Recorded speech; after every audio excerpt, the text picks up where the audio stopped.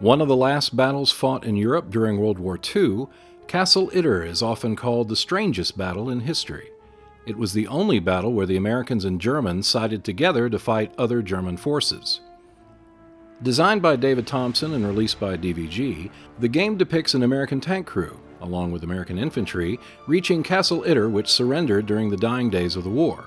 However, nearby SS forces tried to retake the castle. The defenders consisted of a single tank and a ragtag group of French prisoners, a former SS officer, an Austrian resistance fighter, and the Wehrmacht infantry, taking on the 17th SS Panzer Grenadier Division, which were well-armed, determined, and superior in numbers. Against the odds, the defenders managed to hold out until reinforcements from the 142nd Infantry arrived in the nick of time. Designed for solitaire play, with each game lasting an average of 45 minutes to an hour, the components consist of the following.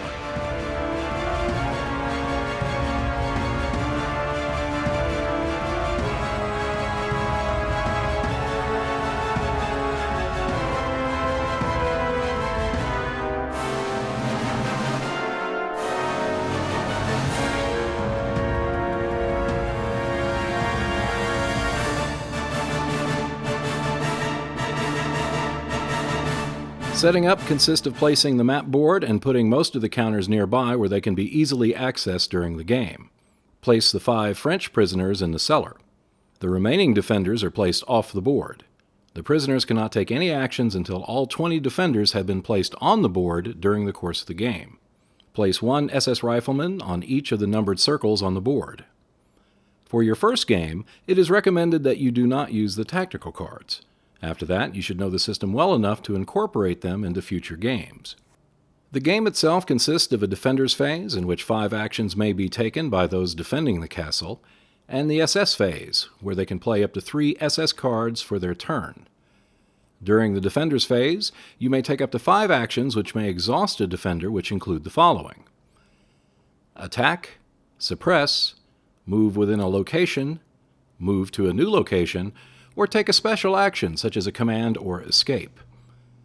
A defender can recover, which is an action that does not exhaust them. Some defenders can take special actions which include command and escape.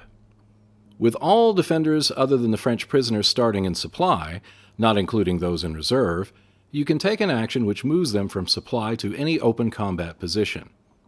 You must spend all actions on those in supply until they arrive on the board. Once all 20 defenders are on the board, you can then take actions with the French prisoners. And you can take actions with the defenders that are on the board.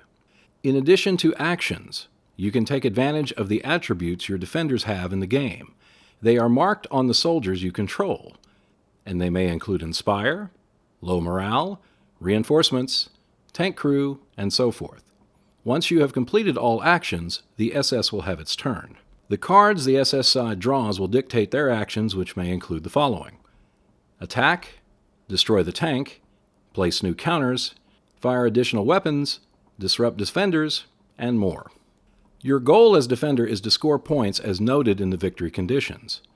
When the SS deck is exhausted, or if the 142nd Infantry Regiment card is drawn, the points scored are added up minus the number of SS counters on the board.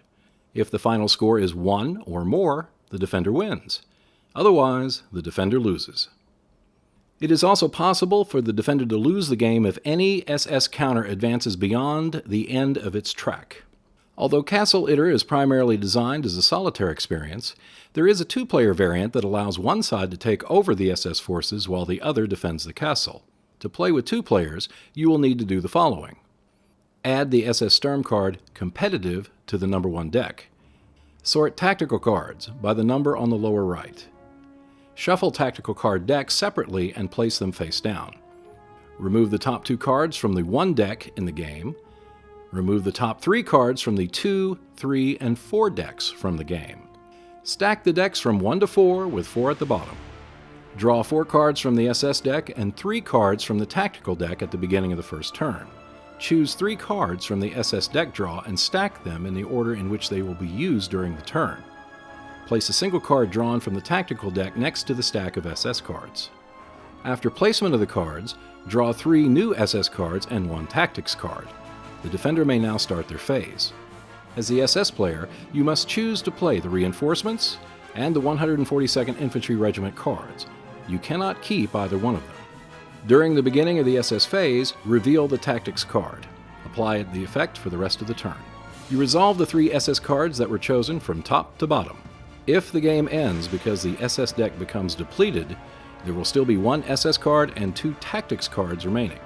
Do not take any more turns. At this point, you can tally up the points to see who wins. DVG's Castle Itter covers a remarkable battle using a unique solitaire system. The game itself manages to recreate one of the most unusual battles to take place during World War II. The combination of relatively simple mechanics with tactical choices allows you to defend the castle with a relatively short playing time.